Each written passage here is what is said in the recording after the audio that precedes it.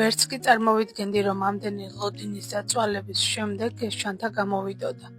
ამ ჩანთის გაკეთებას დაახლოებით 6 თვეა ვცდილობ. ინსტაგრამზე შემთხვევით აღმოვაჩინე ჩანთა, რომელმაც ჩემი გული მოიგო. ქართველ სელერებთან ვერ სადვიპოვე მსგავსი კარკასი და საბოლოოდ გადავწყვიტე უცხოეთიდან გამომეწერა. მასალამ ჩემს მოლოდინს გადააჭარბა, მაგრამ დავდეგი ერთი პრობლემის წინაშე. არსად არ იყო ვიდეო გაკვეთილი და არ ვიცოდი როგორ უნდა ჩამემაგრებინა ამ კარკასში თვლები. კარკასი, რომელიც გამოვიწერე, ძალიან კარგი ხარისხის იყო და ერთხელ მაღაზიაში აი ეს უმშვენიერესი თვლები დავინახე. ეს იყო ერთი ნახვით სიყვარული და მაშინვე გადავწყვიტე ამ ჩანთის გაკეთება. არსად არიდო ვიდეო გაკვეთილი. ბევრი დაკვირვების შემდეგ კი გადავწყვიტე ჩემემბურად გამეკეთებინა.